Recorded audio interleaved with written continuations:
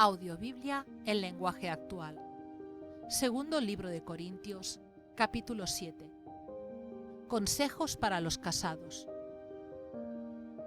En cuanto a aquello que pusieron en la carta que recibí de ustedes, de que es mejor no tener relaciones sexuales, por supuesto que es mejor, aunque mejor aún es que cada hombre tenga su propia esposa y que cada mujer tenga su propio esposo, para que no caigan en relaciones sexuales prohibidas.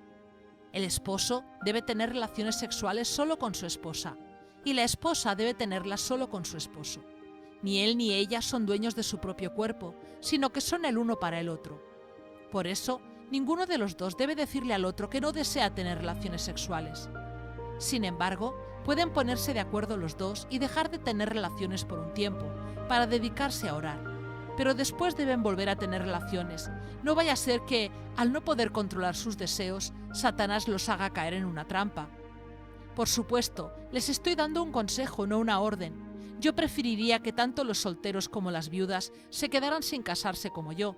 Pero a cada uno Dios le ha dado capacidades distintas, a unos de una clase y a otros de otra. Pero si no pueden dominar sus deseos sexuales, es mejor que se casen. Como dice el dicho, vale más casarse que quemarse. A los que están casados, el Señor Jesucristo les da esta orden: no deben separarse. Si una mujer se separa de su esposo, que se quede sin casar o que busque reconciliarse con su esposo. Pero tampoco el esposo debe abandonar a su esposa. A los demás les aconsejo lo siguiente: si alguno de la iglesia está casado con una mujer que no sea cristiana, pero ella quiere seguir viviendo con él, no deben separarse. Del mismo modo, si una mujer de la iglesia está casada con un hombre que no sea cristiano, pero él quiere seguir viviendo con ella, tampoco deben separarse. Porque el esposo que no cree en Cristo puede ser aceptado por Dios si está unido a una mujer cristiana. Del mismo modo, una esposa que no cree en Cristo puede ser aceptada por Dios si está unida a un hombre que sí cree en Cristo. Además, los hijos de ellos serán aceptados por Dios como parte de su pueblo, y Dios no los rechazará como si fueran algo sucio. Pero si el esposo o la esposa no cristianos insisten en separarse, que lo hagan. En tales casos, la esposa o el esposo cristianos no están obligados a mantener ese matrimonio, pues Dios quiere que vivamos en paz. Por otra parte, la esposa o el esposo que son cristianos podrían ayudar a que el esposo o la esposa que no son cristianos se salven. Lo importante es obedecer a Dios.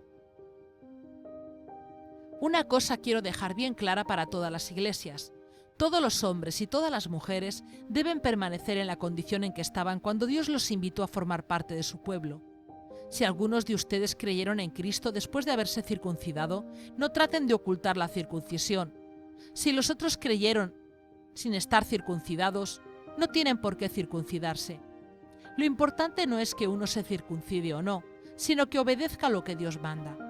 Cada uno debe quedarse como estaba cuando creyó en Cristo. Si eras esclavo, no te preocupes, pero si puedes conseguir tu libertad, aprovecha la oportunidad. Porque si alguien es esclavo y cree en el Señor Jesús, Él le dará la libertad. Del mismo modo, el que era libre se convierte en esclavo del Señor. Cuando Dios nos hizo libres por medio de la muerte de Cristo, pagó un precio muy alto.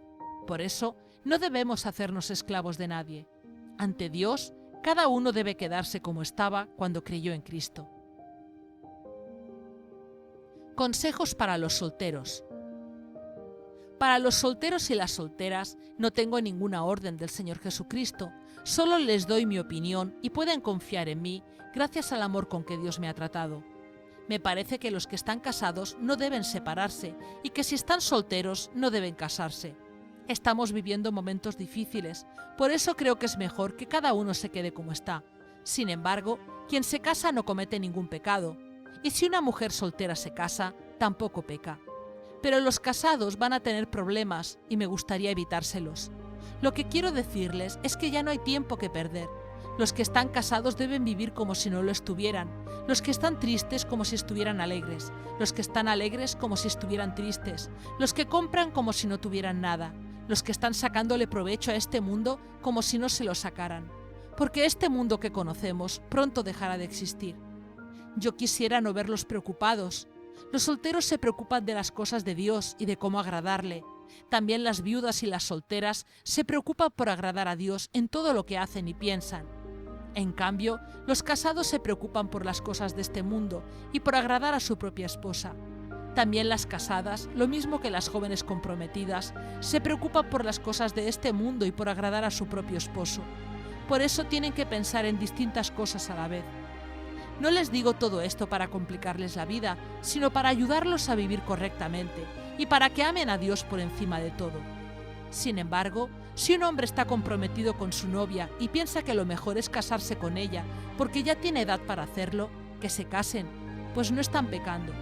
Pero si alguno no se siente obligado a casarse y puede controlar sus deseos, hará bien en no casarse. Así que, quien se casa hace bien y quien no se casa hace mejor. La casada está unida a su esposo mientras el esposo vive, pero si el esposo muere, ella queda en libertad de casarse con cualquier hombre, con tal de que sea cristiano. Sin embargo, creo que sería más feliz si no volviera a casarse. Me permito opinar, pues creo que yo también tengo el Espíritu de Dios.